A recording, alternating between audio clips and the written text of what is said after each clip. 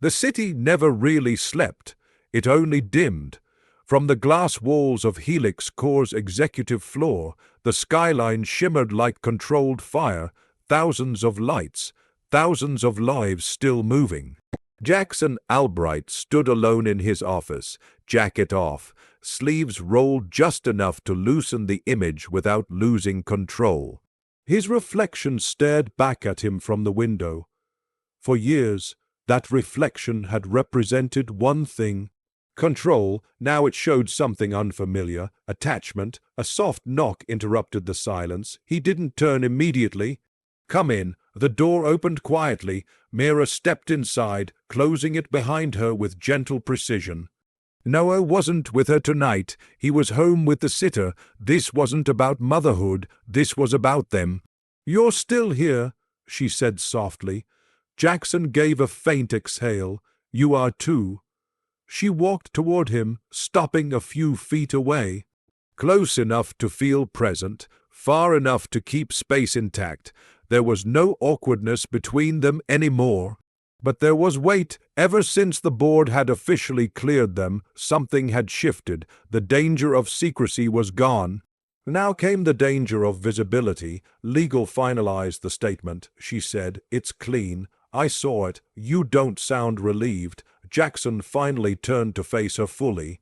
"I don't get relieved," he said evenly. "I get prepared." Her eyes studied him carefully. Prepared for what? For the next attack. She folded her arms loosely. "You think there will be one. There always is." That was the difference between them. She had learned to survive crisis. He had learned to anticipate it. Mira moved toward the couch near the wall and sat down. Jackson remained standing. "You're doing it again," she said quietly. "Doing what?" "Creating distance." He inhaled slowly. "I'm protecting stability. By pushing me away, I'm not pushing you away. You're preparing to." The silence that followed was heavy. Because she was right. Jackson had spent years building emotional insurance policies. After losing his wife, he had structured his life like a fortress.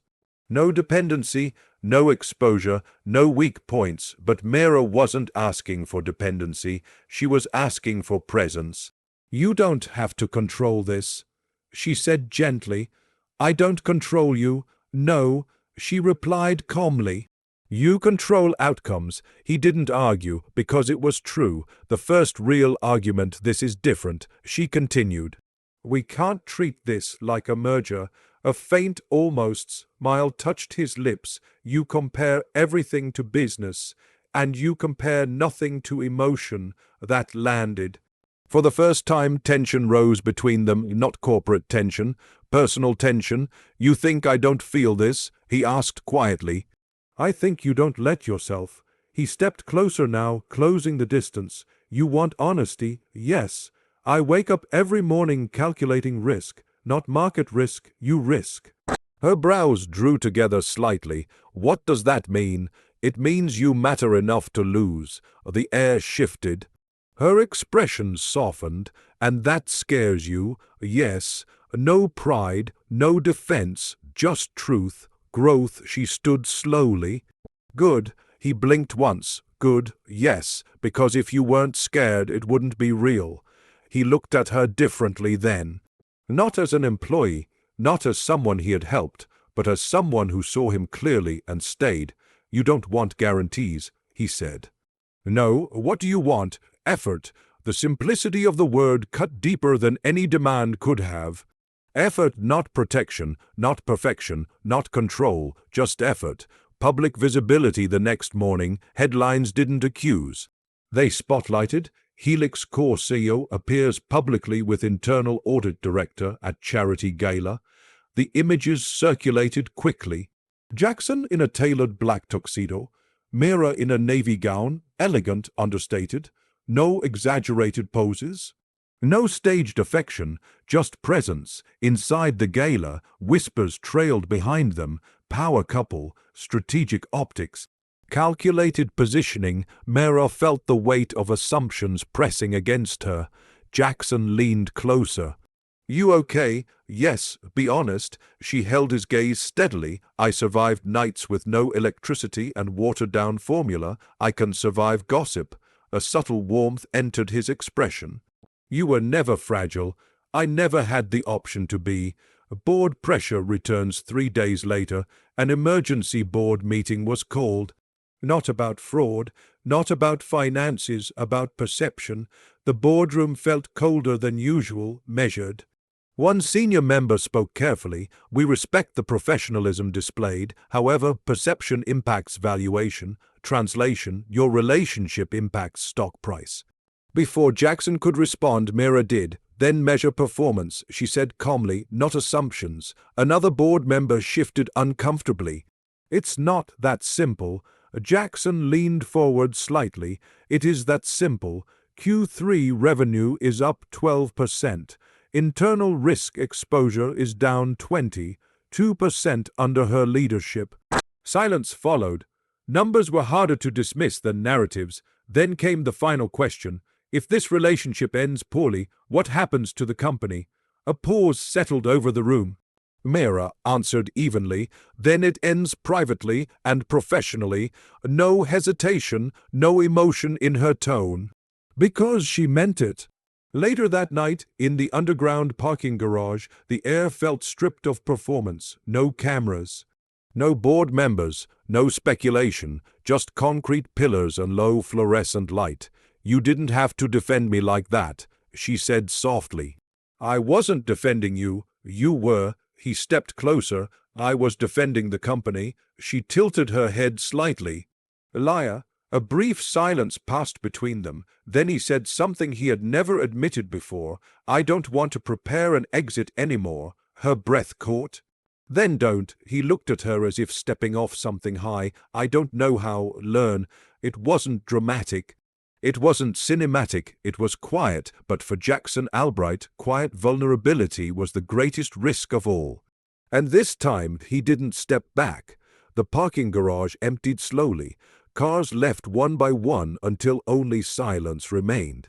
Mira didn't move, neither did Jackson. For once, neither of them was rushing back to responsibility. I don't know how, he had said. That sentence lingered between them. Mira stepped closer, not dramatically, just enough to close the emotional gap. You learned how to build an empire, she said quietly. You can learn how to stay. Jackson let out a slow breath. Building an empire doesn't require you to trust it won't disappear overnight. And loving someone does, yes. That word wasn't defensive. It was honest.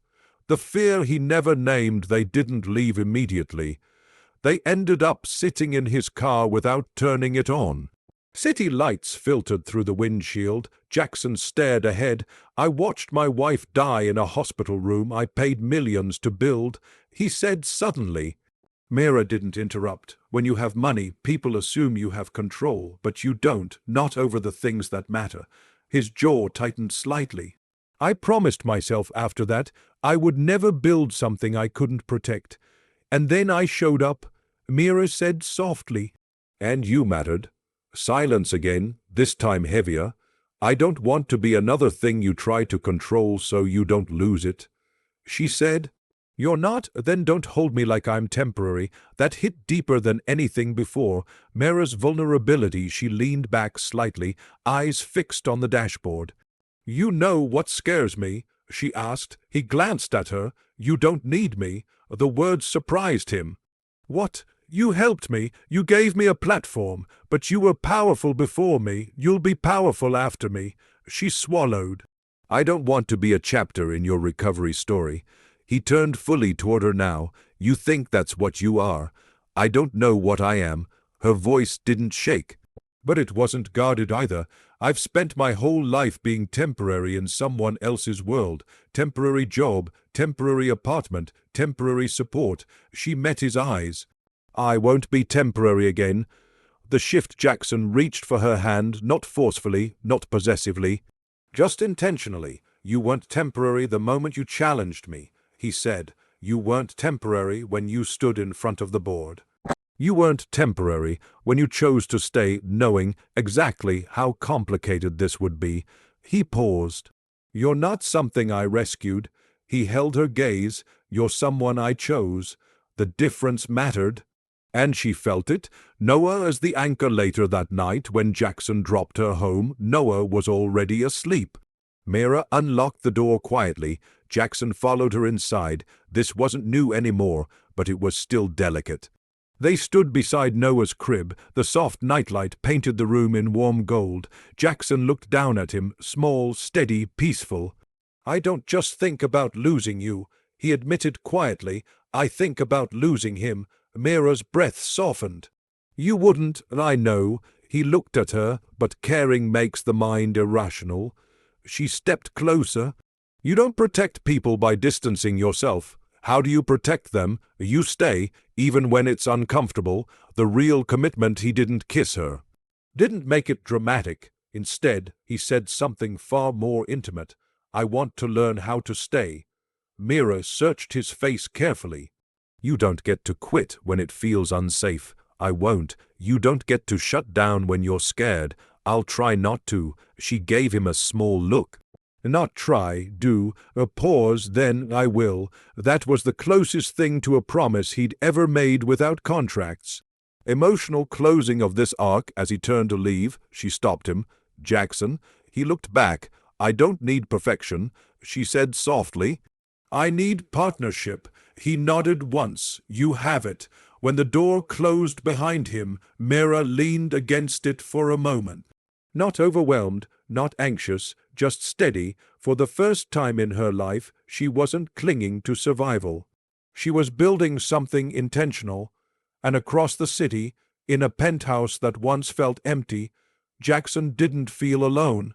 Not because he had control, but because he had chosen risk, and this time he wasn't preparing an exit. 6 months later, the city still didn't sleep, but now neither of them were running from it.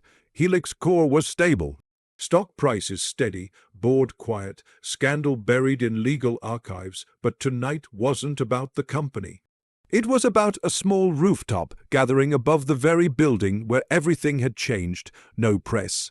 No board members, no strategic optics, just a few close executives, Ava, Keller, and one small toddler trying to steal the centerpieces. Mira stood near the railing, wearing a soft ivory dress, simple, elegant, effortless. She didn't look like a woman who had once rationed formula. She looked like someone who had rebuilt her life with both hands. Behind her, Jackson watched quietly. He no longer stood at windows alone. He stood beside her. The real question as the sun began to set, painting the skyline in gold, Jackson stepped closer. You ever think about that night? He asked softly. The wrong number? Yes, she smiled faintly. Every time my phone autocorrects something. He almost laughed. Then he grew serious. I used to think success meant control. And now I think it means choosing what you can't control and staying anyway. She looked at him carefully. You've changed. You forced me to. I didn't force you. No, he corrected gently. You challenged me. The moment Ava suddenly called from across the rooftop. Jackson, you might want to handle this. Noah had somehow escaped mild supervision and was wobbling determinedly toward the edge, not dangerously close, but close enough to panic anyone watching. Before Jackson could react, Mira had already moved, but Jackson reached Noah first. He lifted him effortlessly, holding him against his chest. Noah laughed like it was a game. Jackson didn't. He held him a little tighter than necessary, and in that moment something clicked. Not fear, not obligation, belonging. He looked at Mara, and without theatrical setup, without kneeling dramatically, without an audience circle forming, he said it plainly. I don't want to be the man who almost stayed. Silence, even the city noise felt distant. Mara's heartbeat was loud in her ears. I want to be the man who chooses you, every day, publicly, permanently. No ring yet, no spectacle. Just truth. She stepped closer. You're not asking, she said softly. No, you're deciding. Yes. She searched his face, looking for calculation. There was none, only vulnerability. For the first time ever, he wasn't managing risk, he was surrendering to it. The proposal. He set Noah down gently, reached into his jacket pocket. This time there was a ring, simple. Elegant, no oversized diamond, just a clean platinum band with a single stone. I don't want to rescue you, he said quietly. I don't want to protect you from yourself. I don't want an exit plan. He inhaled once. I want a life with you, with him, the ordinary parts, the messy parts, the unplanned parts. He lowered himself slightly, and not dramatic, not staged, just real. Marry me, Mera. The rooftop was silent.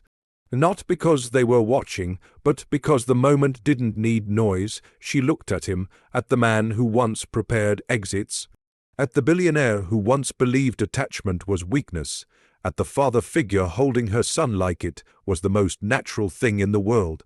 You're still scared, she said softly. Yes, good. A faint smile touched her lips, because so am I. And then, yes, the ending scene 3 months later. Small ceremony. Private estate, no media, no headlines, just vows spoken without scripts. Jackson didn't promise protection. He promised presence. Mera didn't promise perfection. She promised partnership. Noah wore a tiny suit, refused to walk straight down the aisle, and somehow that made it perfect. When the officiant pronounced them husband and wife, Jackson didn't look at the crowd. He looked at her, like a man who had finally stopped preparing to lose something and started building something he intended to keep. Final emotional close that night, after everyone had left, after the lights dimmed and silence returned, Mera stood on the balcony of their new home. Jackson stepped behind her, wrapping his arms around her waist. You know, he said quietly, if you had typed that number correctly. She leaned back against him. I wouldn't be here. He kissed her temple gently. It wasn't a mistake, she smiled. No, it wasn't. Across the city, lights shimmered again, thousands of lives, thousands of stories, but this one started with $50. A wrong number, and 2 people brave enough to stay. Sometimes destiny doesn't knock, sometimes it texts the wrong number.